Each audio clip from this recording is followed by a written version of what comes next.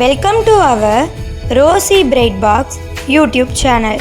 இன்றைக்கான ஒரு கதை பார்க்கலாமா? ஏழை மருமகள் விசஸ் பணக்கார மருமகள்.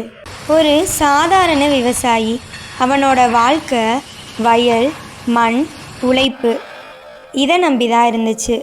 இவனுக்கு 2 மகன்கள் இருந்தாங்க.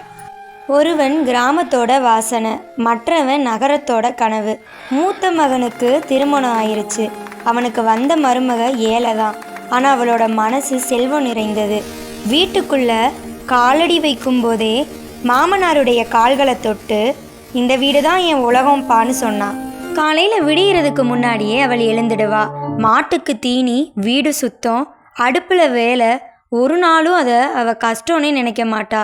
அவளுக்கு தெரியும், உழைப்பு தான் மனிதனோட அடையாளம்னு. சில வருடங்கள் கழித்து இளைய மகனுக்கும் திருமணம் ஆச்சு. பெரிய மேடை, பளபளக்கிற நகை, பணக்கார வீட்டு பெண்.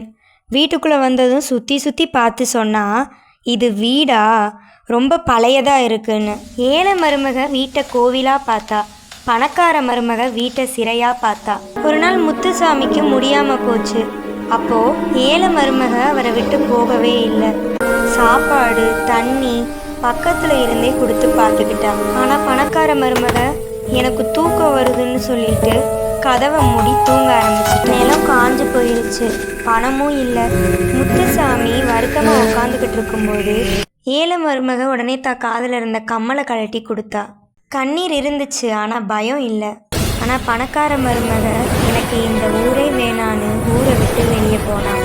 கொஞ்ச நாள் கழித்து அவனோட சின்ன மகனுக்கும் மருமகளுக்கும் நிறைய சண்டை வர ஆரம்பிச்சிச்சு. கருத்து வேறுபாடில் 2 பேருமே பிரிஞ்சிட்டாங்க. இங்கே முத்துசாமி அவரோட ஏழை மருமகளோடையும் மகனோடையும் சந்தோஷமாக வாழ்ந்துட்டு இருந்தார். வறண்ட நிலத்தில் இப்போ மழை பெய்ய ஆரம்பித்தது. இவங்க வாழ்க்கை ரொம்பவே செல்வம் நிறைந்ததாக மாறுச்சு. அவருடைய சின்ன மகன் மீண்டும் கிராமத்துக்கே வந்து அவங்க வீட்டு முன்னாடி உட்காந்து அழுதுகிட்டு இருக்காரு. அதை பார்த்த முத்துசாமி சொல்கிறாரு, பணம் வந்தால் எல்லாரும் வருவாங்க, பிரச்சனை வந்தால் பண்பு மட்டும்தான் வரும்னு சொல்கிறாரு. இதை கேட்ட பெரிய மருமக அமைதியாக பண்போட நிற்கிறா. அவளிடம் பணம் இல்லை, ஆனால் நல்ல குணம் உள்ளது. எல்லாரும் விட்டு போனப்ப கூட அவள் மட்டும்தான் அவனோட குடும்பத்துக்காக நின்னான். இப்போ அவள் ஏழை மருமகள் இல்லை, இந்த வீட்டோட உண்மையான மகள்.